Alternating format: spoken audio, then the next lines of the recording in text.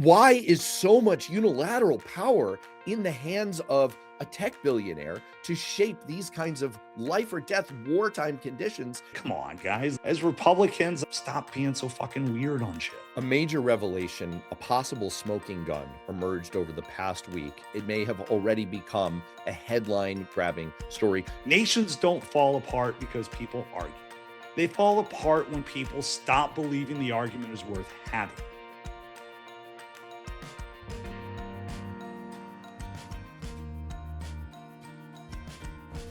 Welcome to Political Rehab, smart politics without the hangover. I'm Matt. And I'm Matt. Today, a State of the Union snoozy, salacious stemwinder, AI government surveillance, Musk tilting the war in Ukraine, America on the brink of war in Iran, and a smoking gun emerges from the Epstein files. But let's start, as always, with our Trump dump. Time for the Trump dump. That's right. It's time for the Trump dump because it doesn't matter if you're a Republican, Democrat, or independent. There's something Donald Trump did this week that really pissed you off. And this week, I want to talk about failure and the surprising way that I learned that President Donald Trump's State of the Union speech was an immediate and epic one. I'm talking about the self-evident truth that it is a failure by definition to devote so much energy to attacking half the country in a speech about the State of the Union. He called Democrats crazy, sick people who should be ashamed of yourselves. Devoting half a State of the Union speech to driving a red-hot spike into the heart of said union is not just the definition of irony, but the depths of depravity and the essence of failure. And where did I learn that lesson best? From a Republican. Longtime viewers know our mutual friend, Alicia Preston, another Republican political consultant, who pointed out that as Biden's physical capacities diminished, as his ability to speak clearly and coherently diminished, a core responsibility of the presidency diminished. And I had to grant that she was right about that. Presidents do many things, but we elect them in no small part to inspire, comfort, remind us that we were founded out of a realization that we were better off together despite our differences. And in fact, we needed one another if we were to survive. And that's still true. Presidents have asked what we could do for our country, urged us not to fear, felt our pain, prodded us toward the shining city on a hill, and warned us of the soft bigotry of diminished expectations. And yet, Trump devoted the entire middle of his speech not to vision, but to venom. Not to mention setting up gotcha political stunts, like when he said that every member of Congress should stand up who agrees that the first duty of the American government is to protect American citizens, not illegal aliens. And as an aside, of course, the total idiot she is, Representative Ilhan Omar took the bait and started screaming at Trump and handed him another one of the exact visuals that he wanted. These were dumb traps meant to put Democrats on the spot. What's really crazy? Tragic, really. If Trump had really wanted to put Democrats on the spot, he wouldn't have tried to make them jeer at him. He would have forced them to cheer for him. If he had said, while presidents before me, from Bill Clinton to Barack Obama, have shown that the president of the United States has the authority to act to protect our country, I may choose to do so now in Iran. And I believe that Democrats mostly agree with me, that this murderous regime that menaces its neighbors and our allies and the whole world with its nuclear capability needs to be contained. So that's why I want the Congress to work with me so that Americans can show a united front to the world.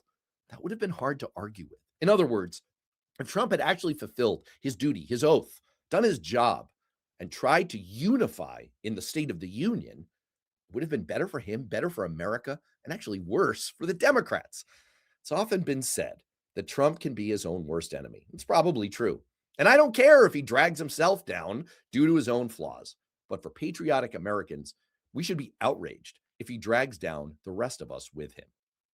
This week, I want to talk about tariffs. The Supreme Court handed Donald Trump a gift, an exit ramp, a way out of a policy disaster that is hurting the very people he claims to be fighting for. And instead of taking the win, instead of pivoting, recalibrating, leading, he doubled down. Tariffs are not tough. They're not patriotic. They're not America first. They are a tax. They are a massive tax on the American people. The Federal Reserve Bank of New York made it clear roughly 90% of Trump's tariffs are paid by American consumers and American companies, not China, not Europe, not some foreign villain, but American families. It's your grocery bill, your car payment, your small business inventory. Tariffs are protectionism dressed up as patriotism. They're government interference in free markets. They are the opposite of conservative economic, and Americans don't want them. The court gave them a way out. It gave them the ability to say, fine, we tried it. The system pushed back. Let's move forward. That's leadership. Instead, he pivoted to a new tariff scheme. First 10%, then he floated going all the way up to 15%, just because he can, because he doesn't want to look like he blinked, because backing down feels like weakness to him. But here's the truth. The role of the president isn't to win every ego battle. It's to serve the American people. And right now, families are stretched. Inflation fatigue is real. Small businesses are squeezed. And Republicans are walking into a brutal midterm environment. And Trump seems oblivious to what voters are feeling, oblivious to the economic pressure, oblivious to the political consequences. The Supreme Court handed him a political and economic lifeline.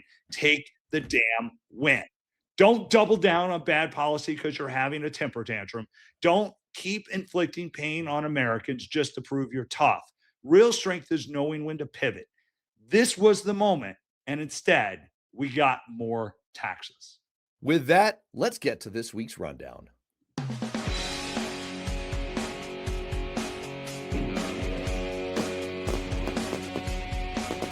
As if an hour and 47 minutes wasn't enough, we have to spend just 3 more talking about this week's State of the Union address. Trump delivered what many Republicans are calling peak Trump, joking and theatrical and culture war heavy, bringing out the U.S. men's hockey team, touting falling energy prices, which isn't a thing. Republican aides apparently are privately celebrating what they see as a relatively disciplined and on-message Trump. But early polling suggests that while Republican viewers may have liked it, Trump may be at his ceiling, and it may be all downhill from here because State of the Union speeches don't tend to have a lasting impact. Matt, you're a Republican insider. What are Republicans feeling about this? And what do you think the real impact of this boring, snoozy, salacious State of the Union was? Look, if you are a Trump supporter, this was a home run. You loved everything about this. I want to pick up on something you actually said earlier. He was disciplined. First of all, that is a home run for Trump, but it's a sad state of affairs when the biggest compliment we can give is that he didn't screw up and make any mistakes, that he could read a teleprompter. That's how low we've come on this as far as what we are seeing and what American expectations of Donald Trump are right now. This was a political speech. This is the kind of speech you give in late October. It was a horrible State of the Union speech. But where this really impacts us is the MAGA coalition was fragile to begin with.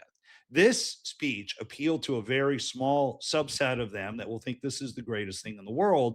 But from an electoral standpoint, and the moment that he could have met, which he failed to meet right now, is only going to hurt us long term because the stunts played right into this stuff.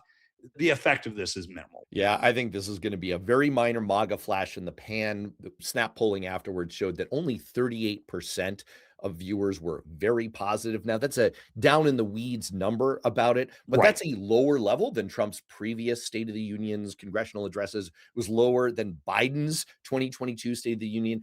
That says that he did his level best. This was his best shot at being on brand, on message, delivering a campaign rally style, like 30-second ad setup speech. And it didn't really excite people very much. Polling also shows that Democrats are way more enthusiastic about voting in the midterms. Trump's approval is extraordinarily low and downward cratering consistently. He's now underwater on every single issue, including border security, that's being measured by pollsters. History says that there will be a very short-term polling bump, but there's going to be no lasting positive effect from this. I have talked a little bit on air about surveillance, but Congress right now is scrambling to renew the Foreign Intelligence Surveillance Act, which allows warrantless foreign intelligence collection that can sweep up America's communications. The Pentagon is also racing to deploy advanced AI systems that can move at machine speed on the battlefield. So one fight is about renewing surveillance authority. The other is automated warfare, but it's really the same debate. How much unchecked power should national security apparatus have in a world where technology now acts faster than lawmakers? This feels like how soon before Schwarzenegger comes back looking for John Connor? Yeah, this is deeply disturbing. It has the potential as one issue to actually unite MAGA people and Democrats who are worried about civil liberties. When we originally gave enhanced surveillance authority post 9/11, there were abuses. We've now reached a point where technology has outstripped even those concerns, and the ability of police, of ICE to use facial recognition software. It's not just on the battlefield, it's happening domestically. And we already have Republicans losing their minds over members of Congress, senators being swept up in surveillance, in FBI surveillance. And they're losing their minds about that on the one hand, but they want to empower the federal government, these deep state that they abhor, to do even more of this. There is the potential, I think, for a coalition going across party lines to say, we need to take a long pause on this. Now, whether that'll happen, I don't know. We're so dysfunctional in Congress. I'm not sure we will. But the fact that there's a MAGA fracture on this gives me a little glimmer of hope that we're going to take a breath here. Yeah, as a conservative, I think we've long been scared of government power. Pre-Trump, we would be losing our fucking minds over this thing. We would be screaming over this stuff. And the thing that I ask all my friends, all my conservatives out there, and all those who are in the MAGA movement is keep in mind, what would your reaction been if Joe Biden was doing some of this stuff? You would be going ballistic. And Trump is not going to be president forever. We do run a real risk of destroying our rights, our freedoms, and our privileges because you may like this with what's happening. But once they start matching gun records, they start matching your conservative views and they start attacking you, this becomes an issue. And this is something that should be bipartisan for everyone because it is a through line that unites us, the protection of our rights and liberties. Speaking of tech and power and freedom, there were two developments in the Ukraine war, which just passed its really sad 4-year anniversary. First, the White House envoys Steve Witkoff and Jared Kushner are leading the negotiations both in the emerging Iran war and in negotiations over whether there's going to be some kind of a ceasefire or peace deal in Ukraine.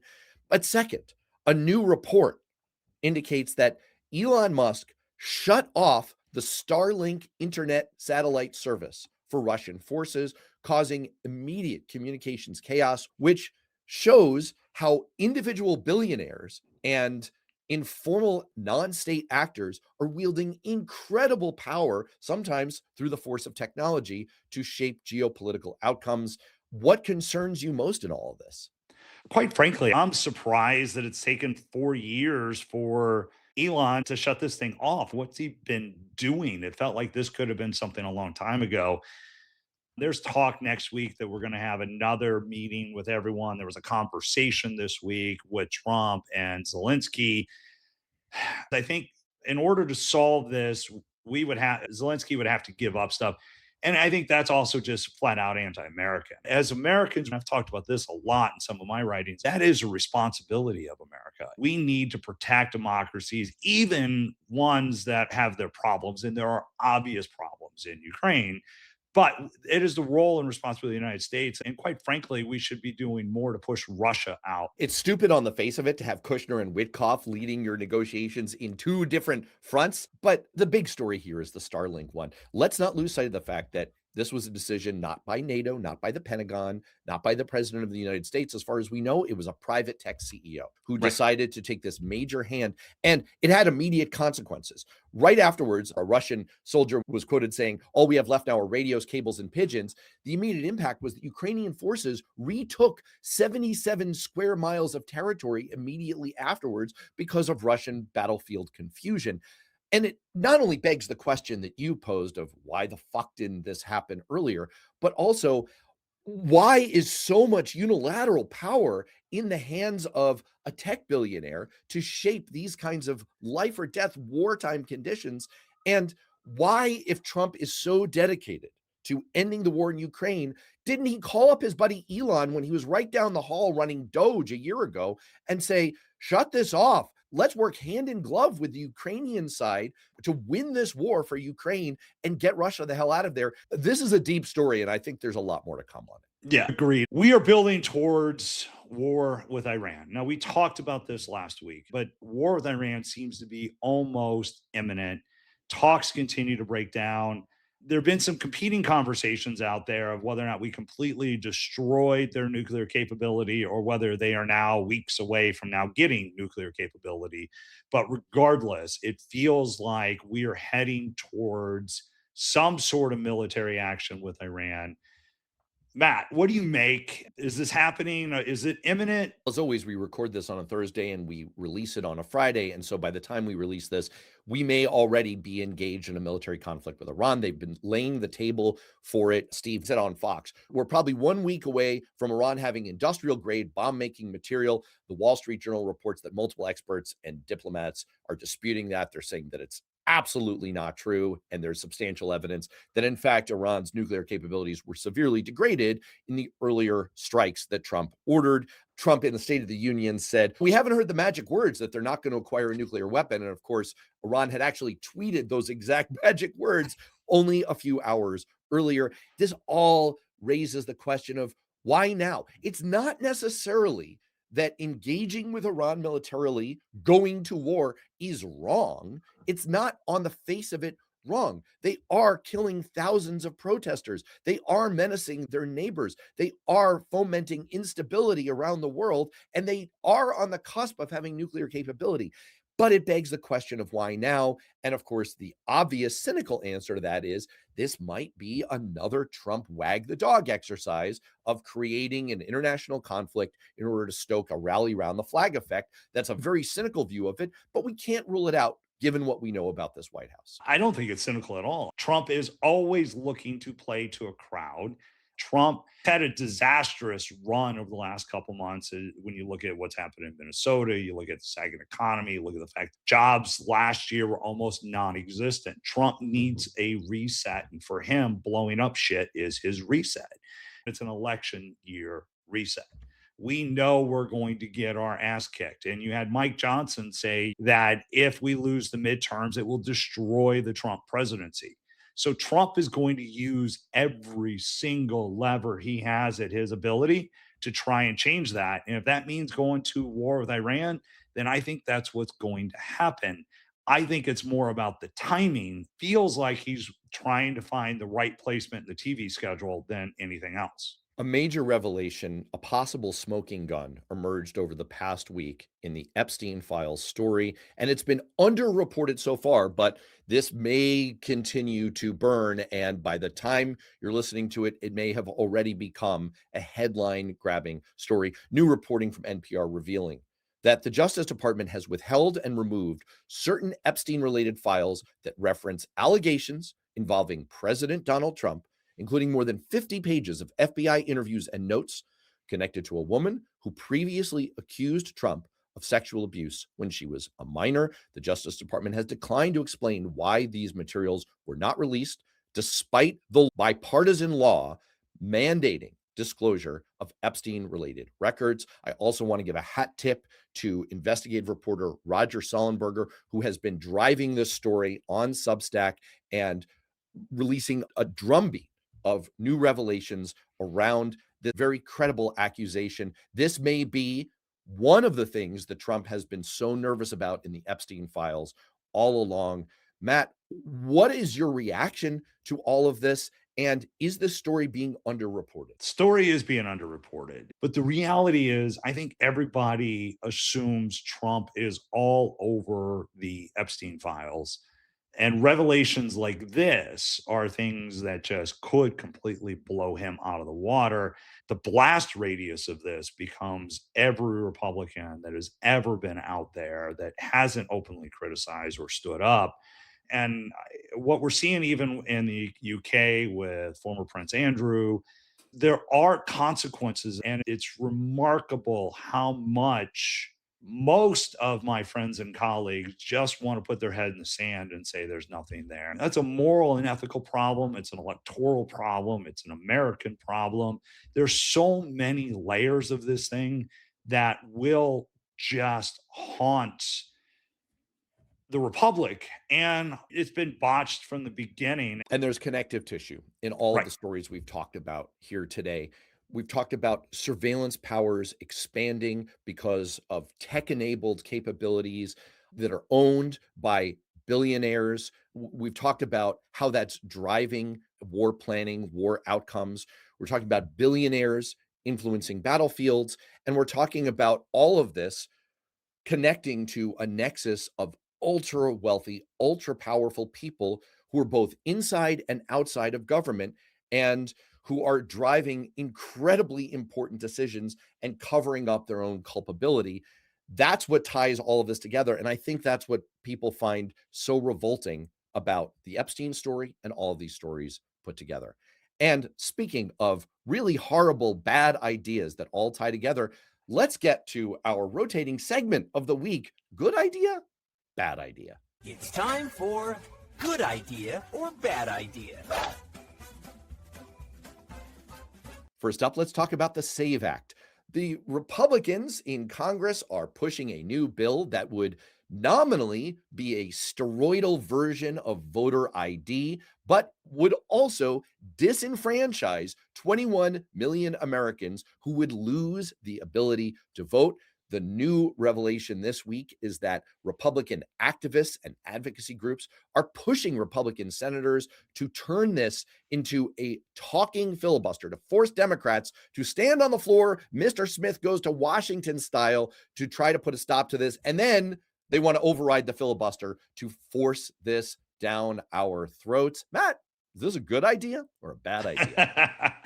There's so much about this that's a bad idea. First, the filibuster and removing the threshold, bad idea. The reason it's a bad idea is simply because when Democrats are in power, and they will be in power soon, we don't want this, Republicans. Let's be clear. Now let's talk about the SAVE Act.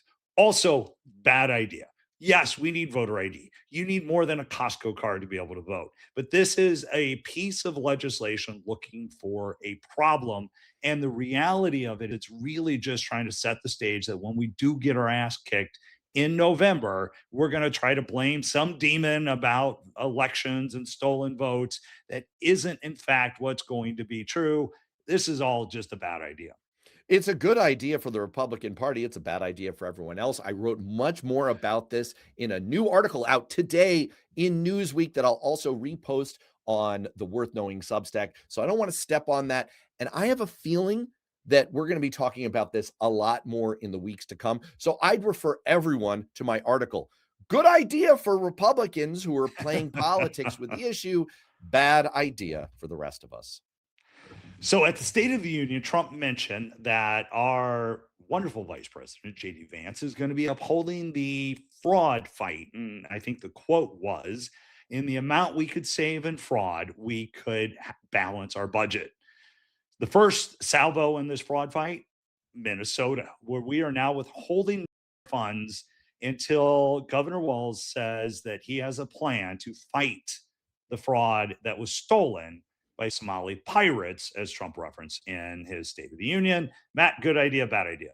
The question setup is inadvertently a little Trumpian, and it's agree with me if you think that mom and apple pie is good and you think illegal immigrants shooting everybody is bad. Fighting fraud is good. This is a bad, ugly political maneuver. This was the entire reason for the incursion by ICE paramilitary forces into Minnesota in the first place, was to try to make Tim Walz and Democrats in the state look bad to murdered American citizens later. We're seeing the consequences of them playing politics. They said, oh, we'll withdraw the ICE forces if you'll agree to give us your voter roll files. The whole thing is a transparent, political, partisan, craven exercise that's absolutely horrible. Bad doesn't say it well enough. Look, we need to fight fraud.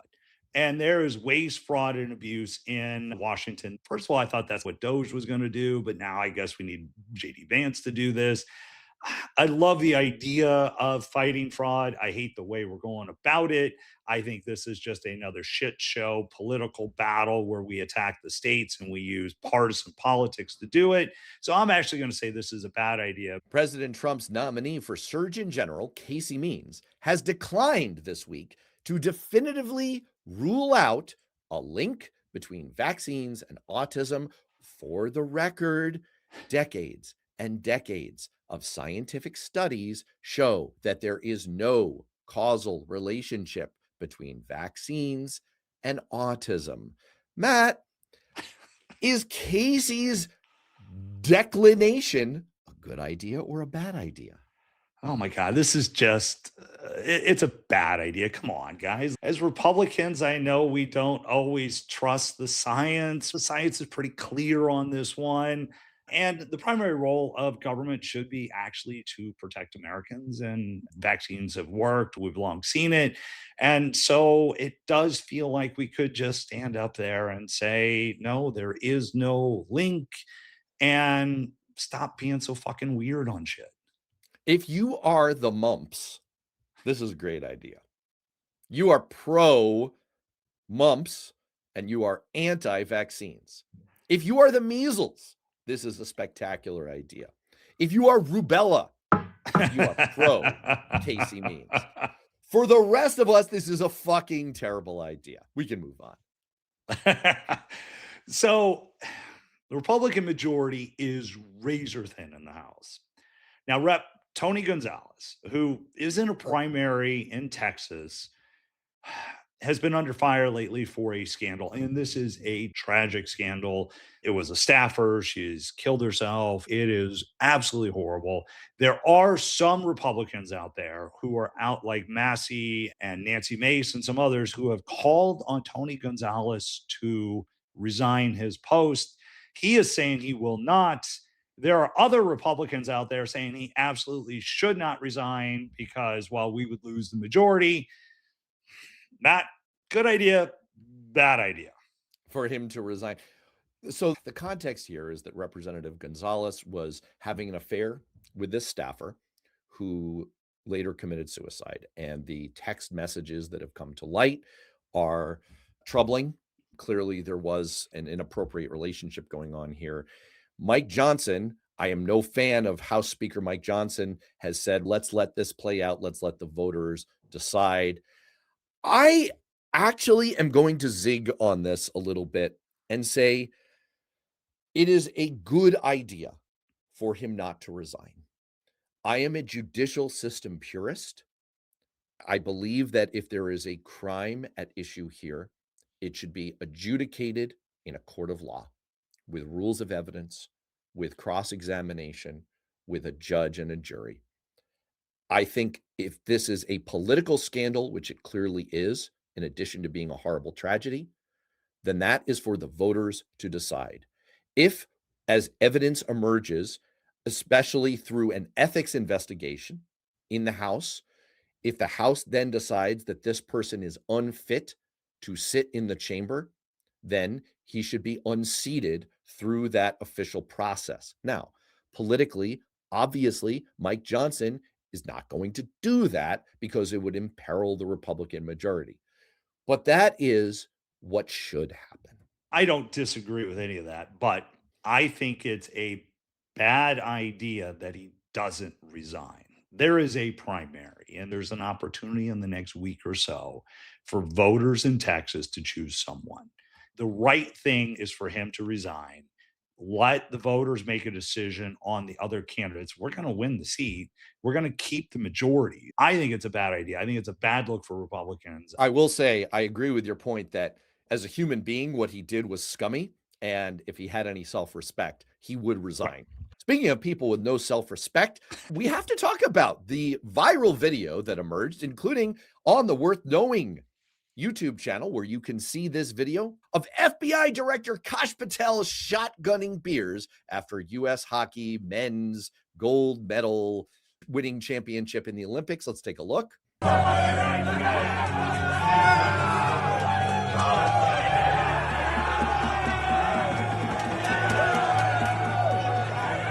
Oh my goodness. Matt, was this a good idea?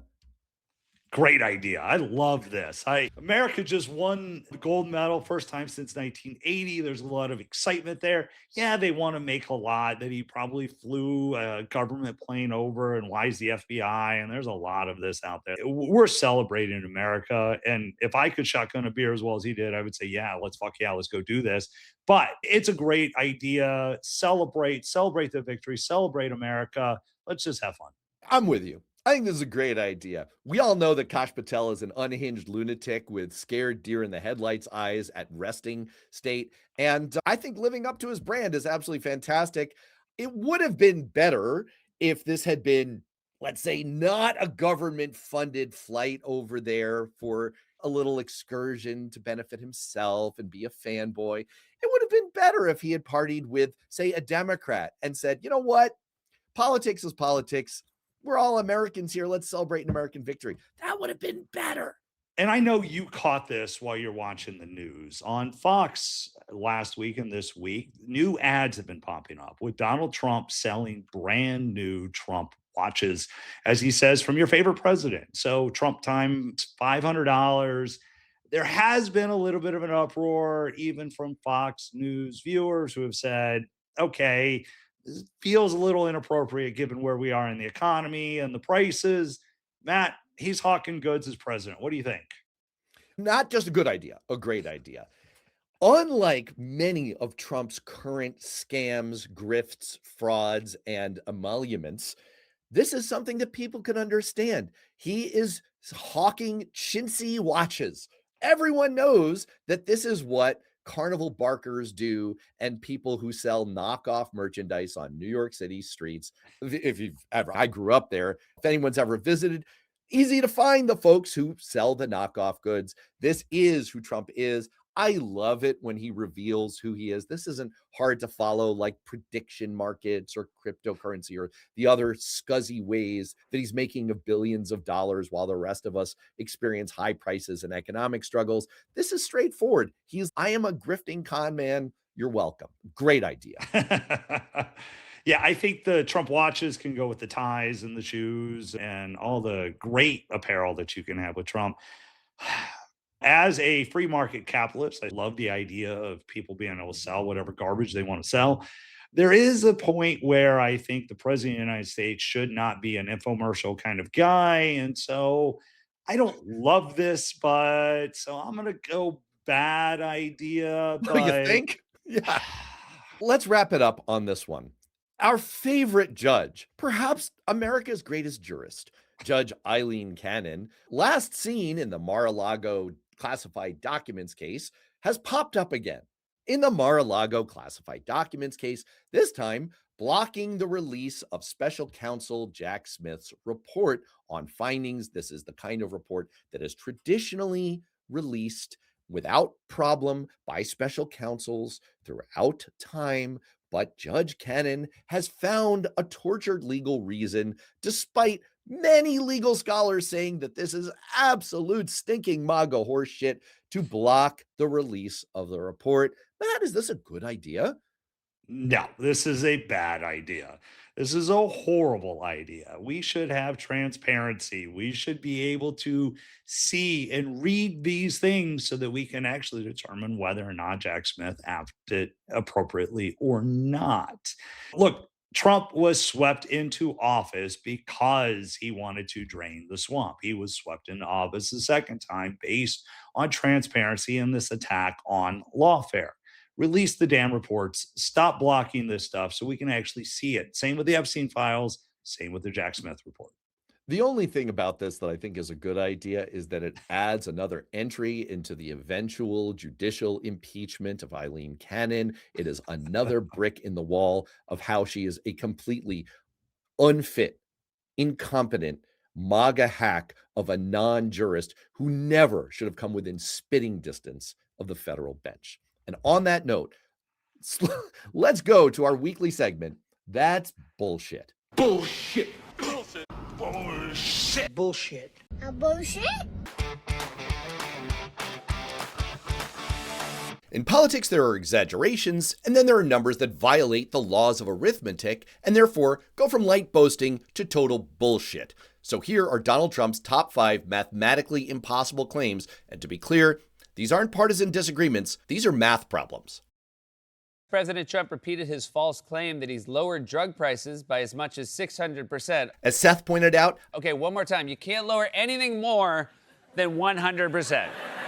100% is free. a 600% price cut means they're paying you to take drugs. By the way, while he was at it, Trump didn't stop there. We've cut drug prices by 1,200, 1,300, 1,400, 1,500%. So congratulations, according to Trump, CVS now owes you a small condo. President Trump, your DOJ agencies have seized more than 22 million fentanyl pills, which saved 258 million lives. Amazing, since the US has about 342 million people living in it. About 3/4 of them apparently were dying and no one noticed. Even defeating Thanos only saved half the population. I want to address a claim that President Trump made in a op-ed to the Wall Street Journal that he has secured commitments for $18 trillion in foreign investment into the U.S. I want to address that one too. The entire US economy is around $31 trillion, and in the past quarter century, the biggest annual foreign direct investment we've gotten is under $500 billion. So Trump's claiming that he's bringing in more than half the entire US economy. If our country was suddenly 50% more prosperous, I think we'd notice. Donald Trump's Department of Homeland Security put out probably one of the craziest tweets, suggesting that in the next year there could be 100 million deportations. I'm not making this up. According to the Center for Immigration Studies, between naturalized citizens and undocumented immigrants, we have about 50 million total immigrants living in the US. So I guess we're going to deport them all twice, including naturalized citizens, like Elon Musk. Every boat we knock out, we save 25,000 American lives. There have been about 45 of these boat strikes so far, which means Trump is saying that we've saved 1.1 million lives. Actual U.S. drug overdose deaths are about 100,000 a year. So we've not only saved all these lives, but according to Trump, we reincarnated everyone from the last decade. Math, numbers. It's the very definition of objective reality. And when they stop meaning anything, all you're left with is bullshit. With that, let's go to our final dose of hope.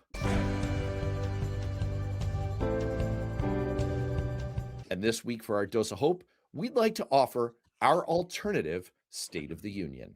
Mr. Speaker, thank you. Mr. Vice President, thank you for trimming your beard and toning down your eyeliner slightly. Members of Congress and my fellow Americans, let's not kid ourselves. The State of the Union is complicated. We're struggling right now, and not just because of the issues that dominate our political discourse, the difficulty of affording daily life, rising bills, expensive healthcare, a shortage of good jobs, and incredible prosperity for a small number of people lucky enough to work in high-tech industries, while many others feel left behind. But let's not make the mistake of confusing the state of our country or our politics with the state of our union. They're not the same thing. And yes, our union faces real challenges. About 2/3 of Americans believe the president doesn't have the right priorities. Large majorities think the country is headed in the wrong direction. Polling shows many Americans are so politically divided, they don't even want their children marrying someone from the other major political party. We often don't share the same basic facts anymore, or even the same sense of reality.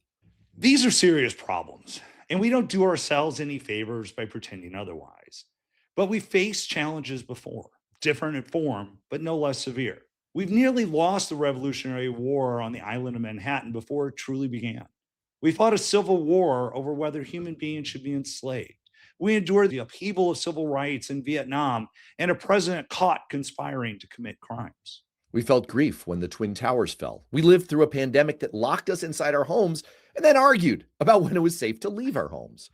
And yet, if you were asked most Americans today whether they wanted this nation to break up, whether they wanted to end this marriage, they'd say no. And that's the most important thing. We may be angry, divided, straining, sometimes to the breaking point, but almost all of us still want things to get better. We still want this experiment to work. And that matters. That's everything. Because on this show, in this State of the Union, we believe that there's nothing wrong with America that cannot be fixed by what's right with America. We've come back from the brink before.